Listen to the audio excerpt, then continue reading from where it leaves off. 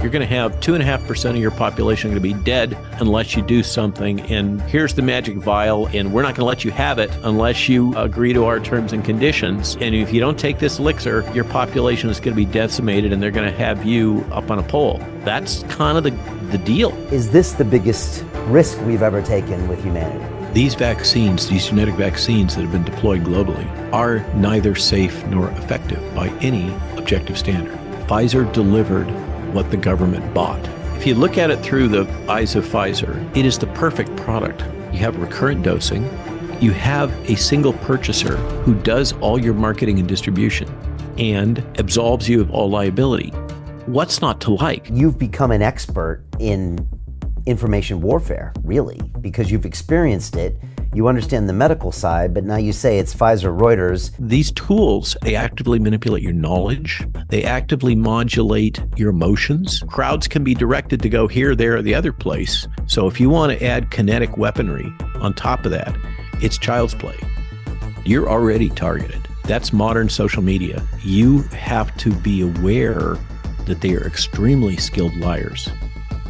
They're trained to lie. They're trained to know how to manipulate your emotions and your beliefs. People have a choice as we're coming out of this. We've all been abused, really. We've all been damaged, but we don't have to be victims. We don't have to define ourselves as victims.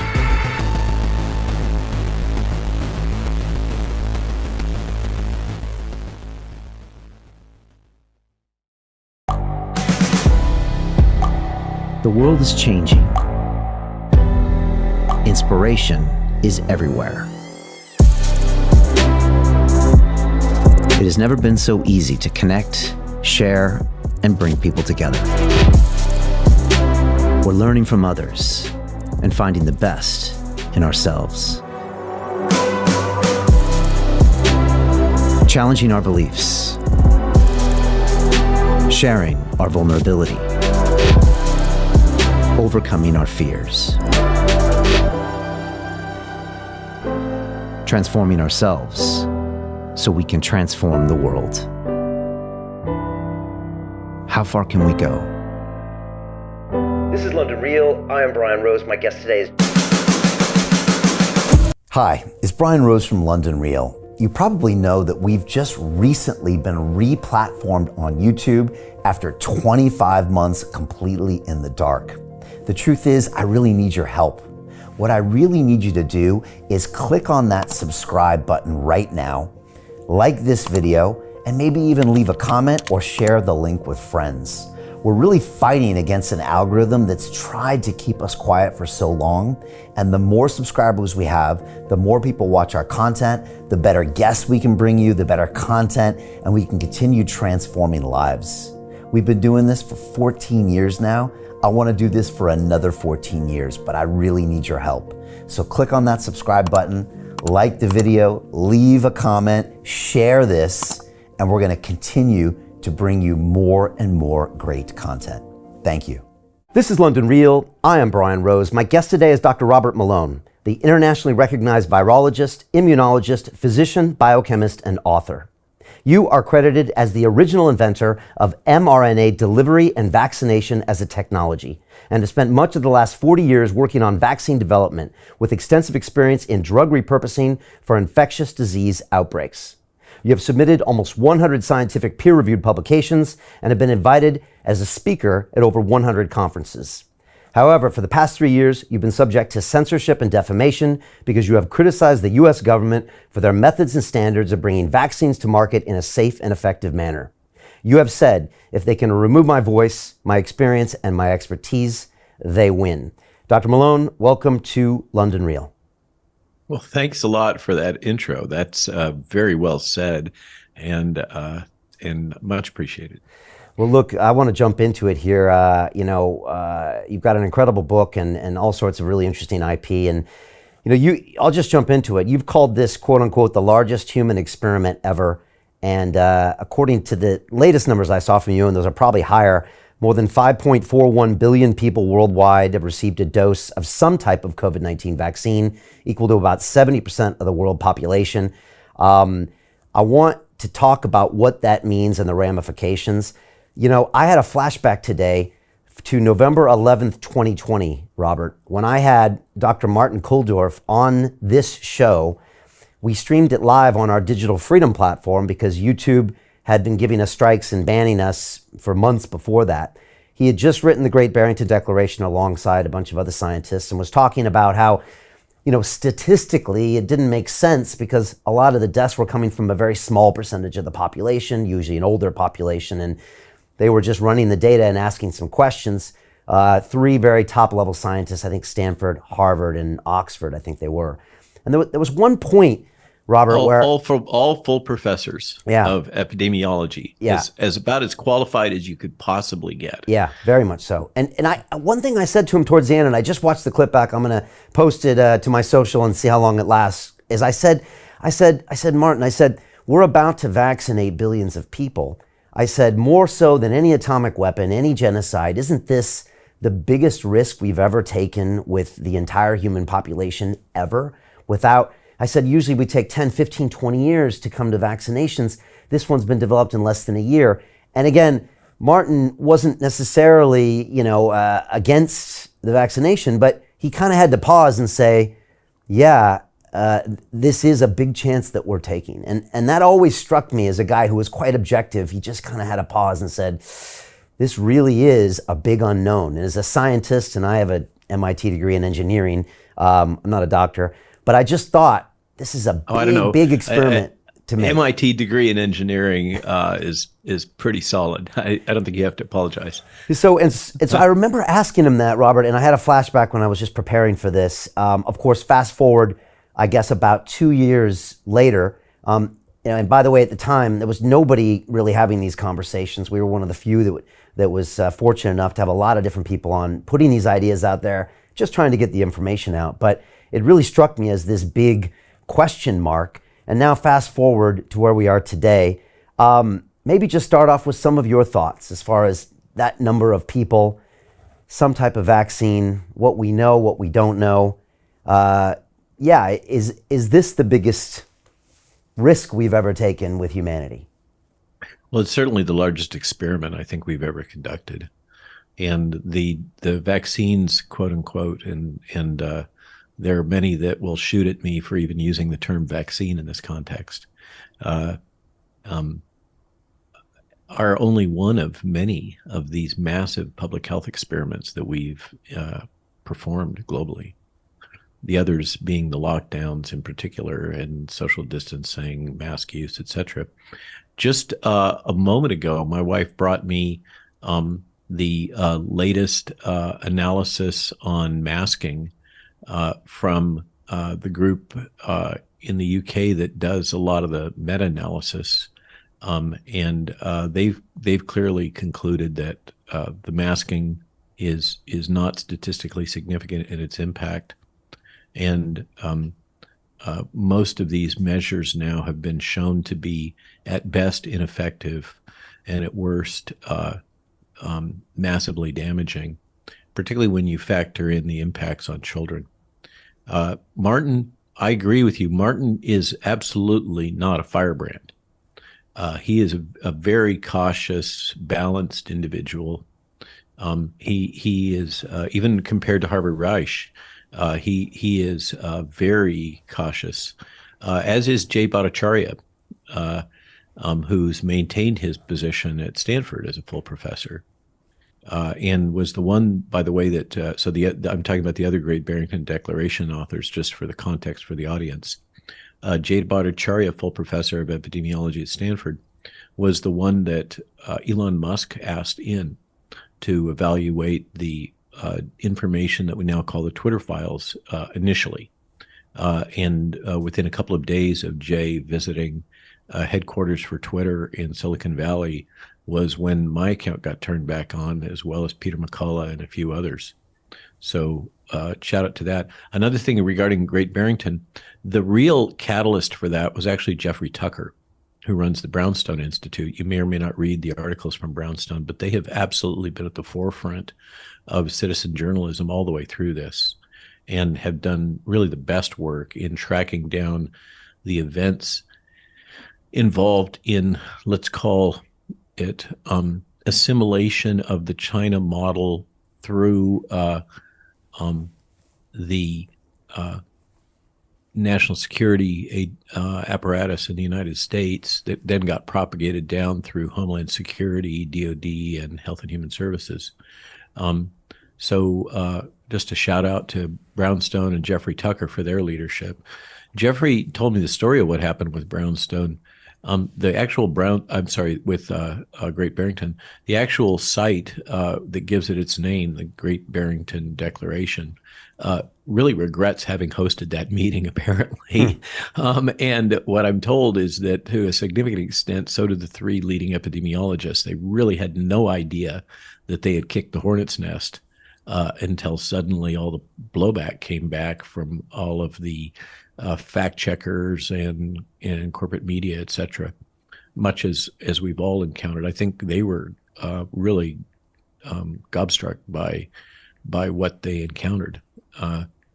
So it certainly has been a long, strange trip, to quote the Grateful Dead, over the last 3 years, and left is right and up is down.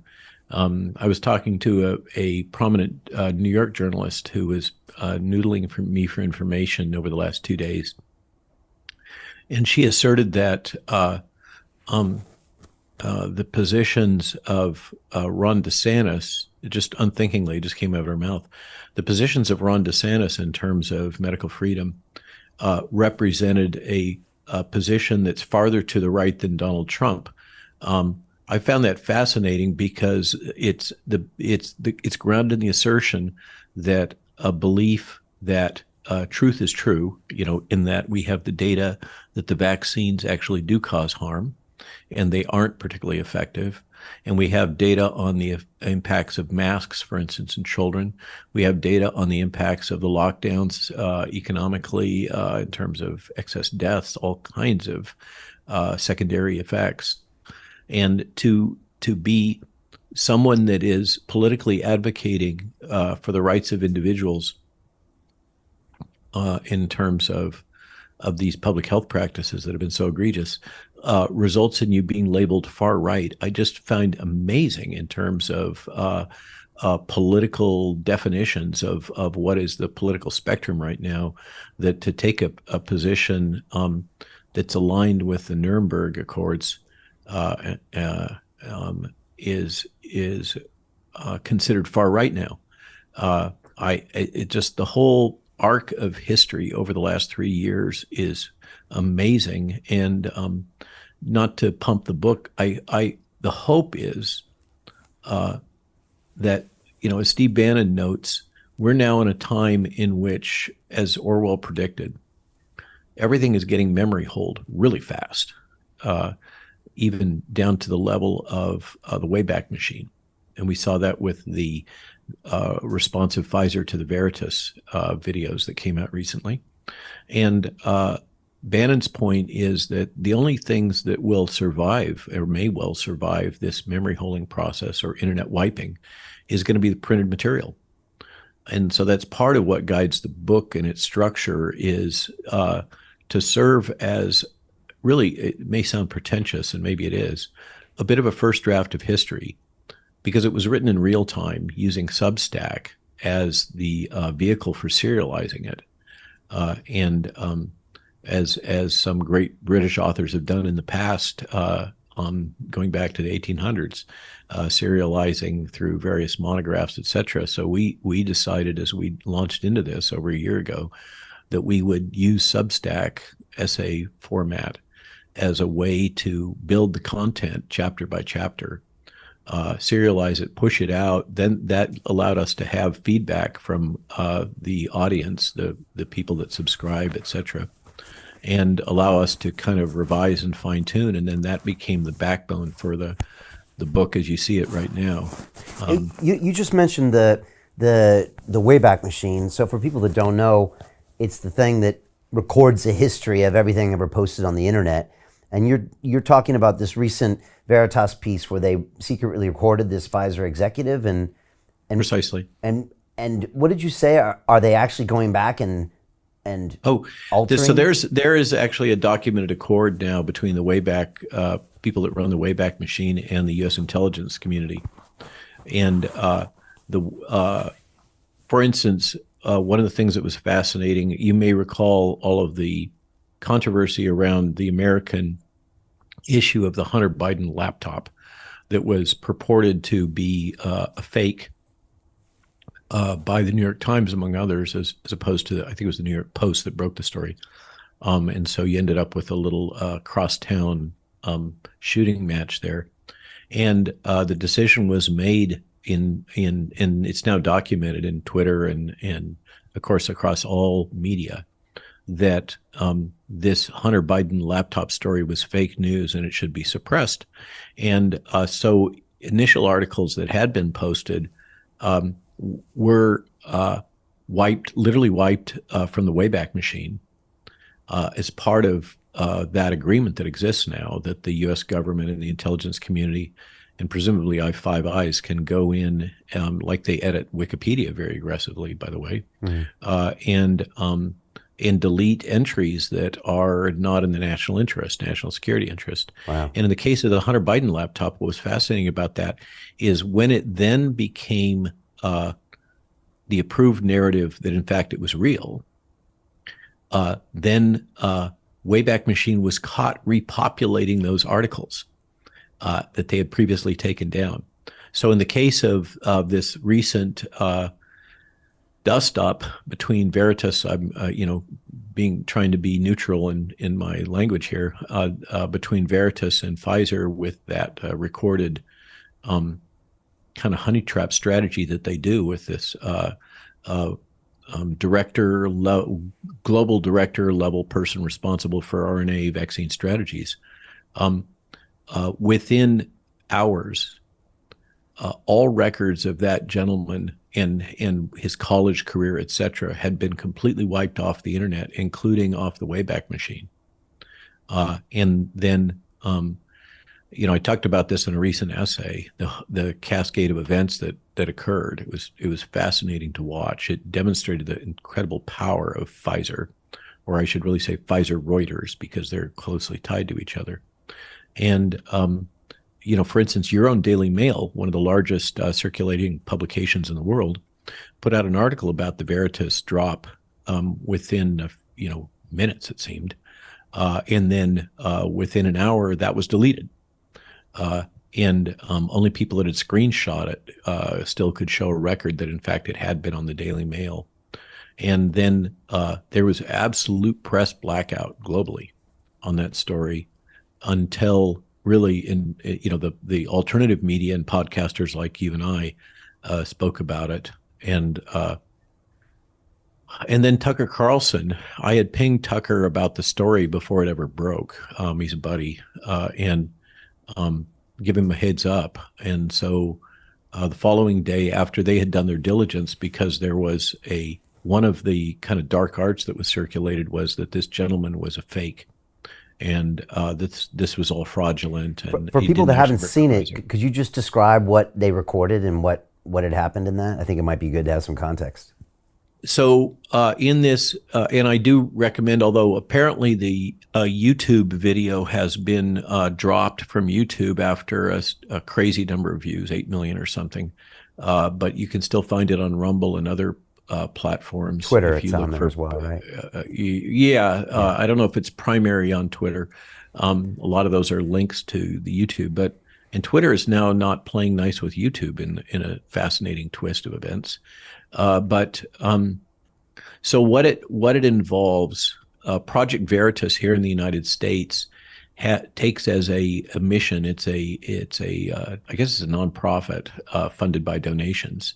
And it seeks to uncover government corruption in particular. And it uses a particular strategy repeatedly in its modern embodiment. It got caught kind of with its fingers in the cookie jar a few years ago and got in trouble with some editing of videos. But in the modern embodiment with James O'Keefe, they're specialists in what I think is probably familiar to a British audience, these terms, honey traps. The use of attractive journalists of some type that are in some way sexually attractive to whoever the target is, and they often get the target for the investigation into a bar or some other environment where they're loosened up with alcohol or whatever the substance is, and then are caught with surreptitious taping that they were unaware of. And this is absolutely the strategy that was deployed here. O'Keefe, who's in charge of Veritas, acknowledges that this is a deceptive practice that he employs at Veritas, but his justification is he's trying to capture deceptive people. And so you have his justification is one has to resort to deception in order to capture and uncover deception. So bottom line is this young, fairly recent University of Texas medical graduate by way of undergraduate at Yale, who's African American and apparently gay, based on I'm not casting aspersions. I'm just describing the scene. Based on the fact that he appears he refers to this as a date with the journalist in a subsequent recording. The journalist is an ex-Pfizer employee who's male, so there's that. And this global worldwide director level person, 3 down from Boria, or some say 2 down in terms of the organizational chart, from the CEO of Pfizer, is very outspoken, very casual, cavalier, really, about describing things like regulatory capture, the revolving door, and most notably, what has a lot of people twisted up is his casual description of what is gain-of-function research by the U.S. federal definitions being performed at Pfizer in a program apparently designed to try to anticipate future viral evolution of escape mutants, so that they can prepare vaccines against those future potential escape mutants that they've generated through a number of methods that the gentleman refers to as directed evolution. But it's really just a euphemism. I dove into this because there had been a Stat News article published a number of months ago that actually described what was being done at Pearl River, New York, and in Texas at University of Texas Medical Branch by Pfizer. And it absolutely meets the criteria of gain-of-function research with the coronavirus. So this gentleman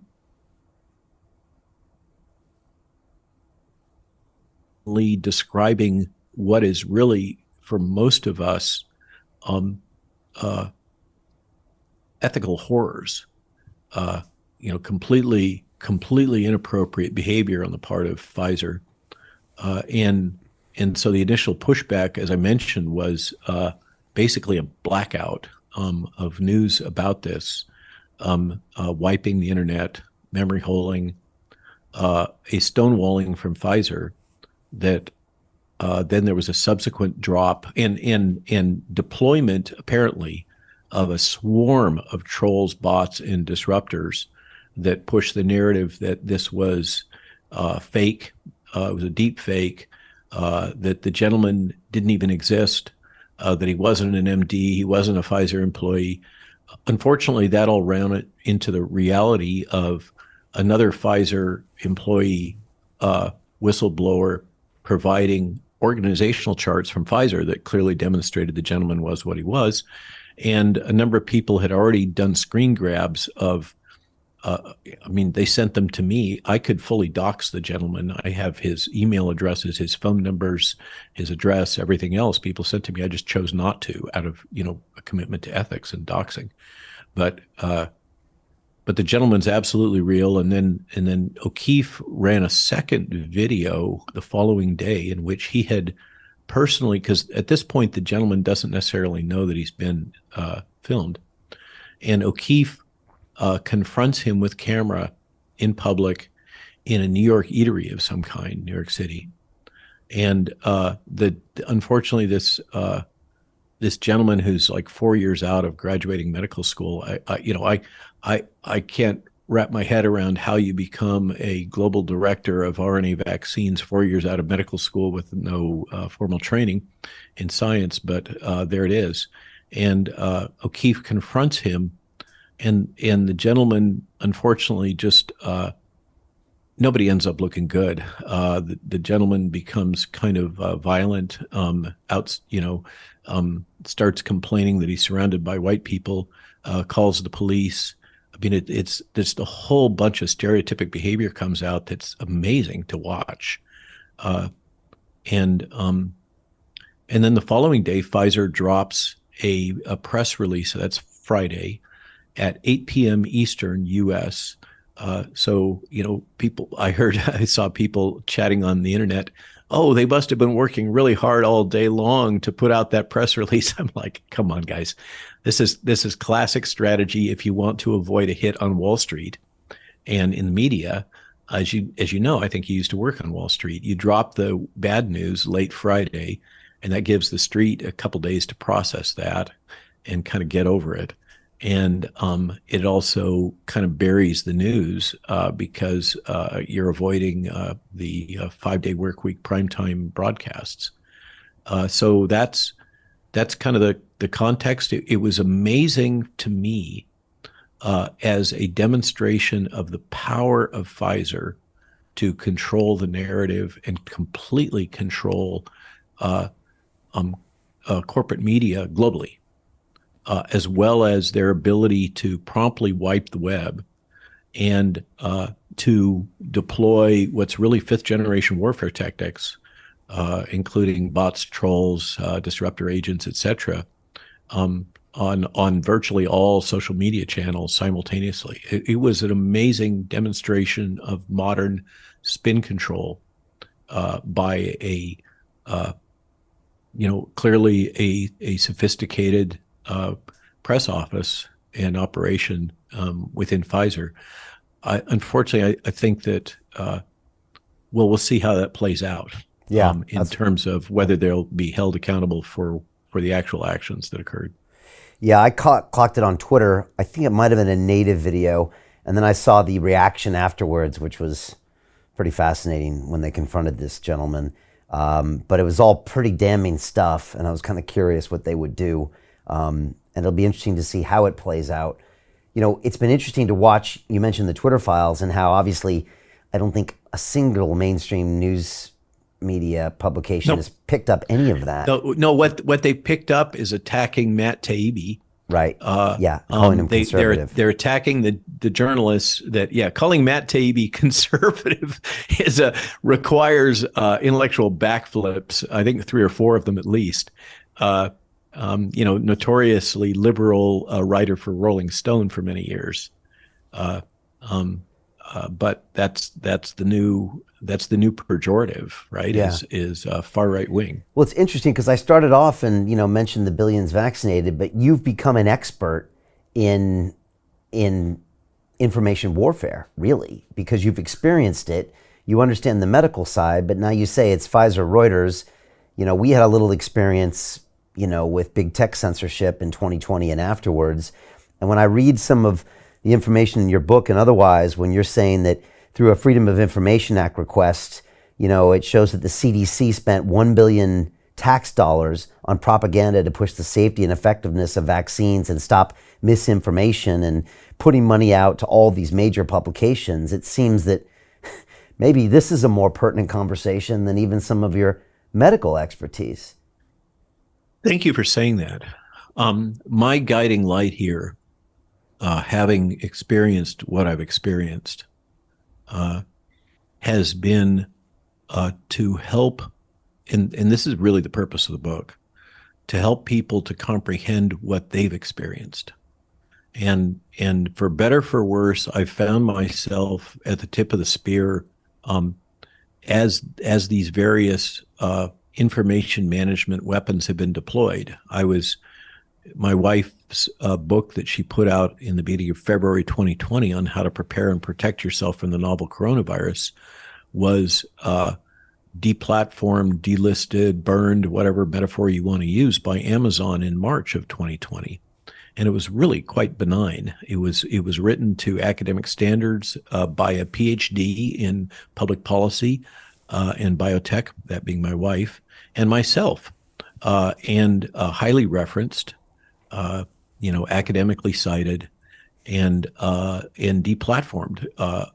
The By the way, we were also, I think, many people credit us with the first to break the story about not only the involvement of James Smith from Reuters with Pfizer, but also the Trusted News Initiative and what it really meant.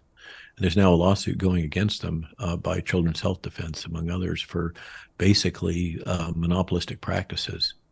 But I thank you for acknowledging that. My intention has been to help heal and to help people, and help people comprehend what we've all experienced, because it's overwhelming. I had the benefit, in part because I decided to accept the jab and had the consequences, but I was able to travel internationally, and I booked over 400,000 miles last year, and on commercial air, not to mention the privates. And I've been, I haven't spent any time in Asia, but a fair amount of time in North America and Europe. And what has stunned me is that all of this, really what we now know as fifth generation warfare, often deployed by the militaries of the Five Eyes Alliance on their citizens, was amazingly coordinated, down to the level of specific messaging, like the Dirty Dozen, anti-vaxxers, all of the language modification that is, so deeply Orwellian. I think if those of us that weren't already amazed at George Orwell and his prophetic capabilities, after the last 3 years, Huxley and Orwell need to be elevated to the level of Nostradamus, I think. It's just been amazing to watch. And one of the things that hit me hard recently was I was in Vienna, Austria, for another one of our events. And I was speaking to some people within the arts community there that ran coffee shops and such, it's Vienna.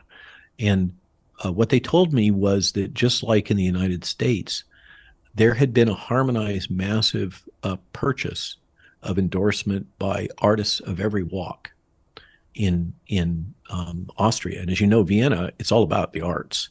And so you had musicians, writers, graphic artists, all these people all received capital, all received cash in order to buy their endorsement and support of the vaccine products. It all happened in a harmonized fashion globally.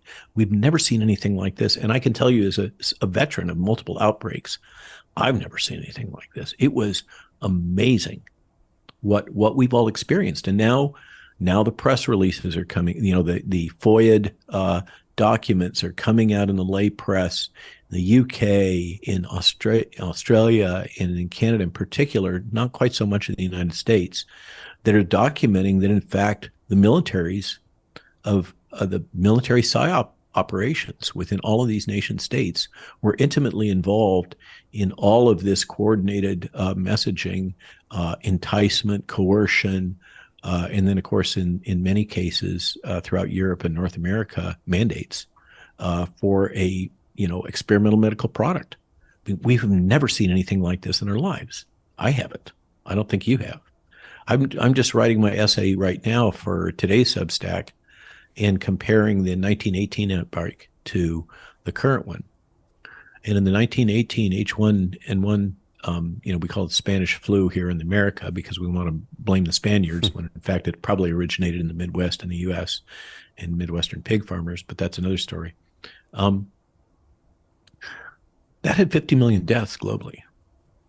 We're at about 6 million currently with COVID, and that's probably an overcount because of the financial incentives to overcounting in the United States, certainly. And if you just the raw numbers, that's a massive difference. And about 2.5% of the world's population was lost during the quote Spanish flu or H1N1 1918 outbreak, which is kind of the gold standard for big kahuna global outbreaks. And here, when you run the numbers, it's something like 0.002% of the global population. I mean, this was all of this jabber about what a huge public health tragedy and any loss of life to infectious disease. I'm not in any way belittling the damage that was caused, but a lot of that damage was iatrogenic. A lot of it was avoidable. A lot of it was caused by medical mismanagement. As we mentioned earlier, it was caused by the lockdowns. What has happened here is a stunning example of the problems of a centralized management and decision-making tree. And we can nitpick at who was the puppet master, and you're a guy that has a background in finance, and you probably even, I imagine you might even personally know Ernst Wolf, but in Germany, who's been a major voice in advancing the theory that this, either through pre-planned or reactionary, was exploited for a variety of economic and political advantage globally. And we see the consequences of that in the massive financial shift, that occurred during these 3 years. But, I think we're all still having, even me, who's, as black-pilled as you can get at this point, just about, I'm not busy saying that Bill Gates is trying to depopulate the earth or Tedros, that's I won't go there. Many people do, but in terms of data-based blackpilling, conspiracy theory, I'm about as far out. I'm still amazed when I saw that video from Veritas, and I was given the embargoed video to react to, and then they captured my reaction almost in real time immediately after I had viewed it. I was stunned. I mean, I still think that I'm, I tell myself I'm not naive, as naive as I used to be, and I am still stunned by what I encounter and learn on almost a daily basis about what's transpired here. Yeah, I appreciate you saying that. I might have actually seen your reaction video, and the fact that you're stunned, I think, means that you're still able to be objective, and so that's a good thing. We had a bit of an experience, and I might as well just break it down because I think it might be relevant here, and then I'd like to just dive a little bit deeper into some of the points you're making in the book and some of the realizations. But just to give you a background, I started broadcasting kind of Joe Rogan style back in 2011. I was actually inspired by Joe to basically quit my job in finance and start podcasting when no one seemed to care. That was bold. Yeah.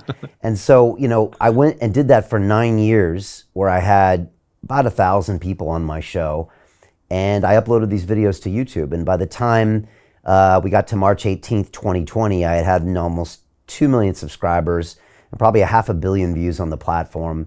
And it broadcasts, all sorts of different episodes. I'd actually been on Rogan's show back in 2012, and I'd had, you name it, on my show: activists, politicians, heavyweight boxers, all that stuff.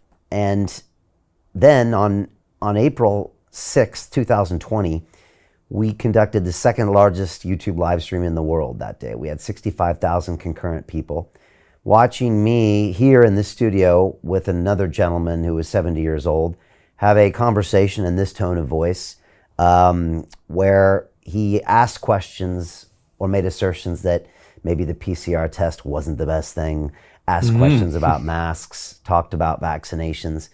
And it was so much in demand that if we extrapolated the numbers, the episode would have gone on to been watched 30 or 40 million times, and would have been watched more than probably the most watched podcast at the time, which was Elon Musk smoking weed on Rogan's show, which was about 20 million. And supposed rumor has yeah, it that I think it was 1757 the one I hit hit 100 million. Okay, gotcha. Well, that's possible. Yeah, you came later, obviously. And so, so we were. It was quite a broadcast, and it was a time of real uncertainty. And we walked out of the studio, and then somebody came up to me in my office and said, "The video's been deleted." And I was like, "What are you talking about? This must be a mistake. Re-upload it." And then that was deleted, and we re-uploaded it again. It was deleted, and I thought, "Wow, this has never happened to me." I thought it was the weirdos that got censored, and I got a real dose. Welcome to the club. Yeah. And so we started a head-to-head fight. The BBC came out with an article the next day saying that that basically they had pressured YouTube to take it down. Really? Yeah. I had been to yeah. So that was a TNI hit. You might have common cause. You might want to ring up Bobby Kennedy at CHD and have a chat about that lawsuit. Yeah, maybe I will. Yeah, he was on the show a couple months later. Yeah, it was so again, I had been down to YouTube headquarters. I had a partner manager, and actually I had to hear about that through an article on the BBC the next day where YouTube commented that they took it down because they didn't like what we were doing. And I called my YouTube person. I was like, I thought you would have maybe spoke to me before you spoke to the BBC about this. And apparently the same guest had been on my show about 3 weeks earlier asking questions, and they were poised and ready. And when we went live, they were watching, and then they just used us apparently as a reason to get us down. So we started going up against content strikes, and then YouTube threatened to delete basically 9 years of my life, 10,000 videos. And so I got a real dose of this. And so we ended up creating our own platform and streaming on something called the Digital Freedom Platform, and started having conversations with all the people that were talking about it, including Great Declaration people, everybody, and doing it all. I think when I was in the Bath conference last, somebody from the Digital Freedom Group in London gave me a business card. Oh, I don't know if that was us or not. It might have been someone else. And we're called the Digital Freedom Platform. So, yeah, I don't know. I don't know if it's associated with us. So I got a real dose of this, and I've always been trying to make sense of what was going on. And again, I think the point I was going to make is when I started seeing, by the way, at the same time, we were simultaneously dropped by Dropbox, which we use to store all of our content. I didn't realize they were watching our content. PayPal suspended like $100,000 of our money. Not to mention, of course, LinkedIn, Instagram, Facebook. The list went on. And so when I watched the Twitter files recently, I thought, back then, I'm not a conspiracy theorist. I leave that to the guests on my show. But then reading the Twitter files, I had a similar reaction that maybe you do these days, where I'm thinking, wow, well, I guess all that could have happened if it was coordinated by maybe certain agencies that we could see evidence of the Twitter files. Well, that's now you're mashing your finger right on the red hot button. That's you and I have to be careful because we're speculating now, in a very torturous environment.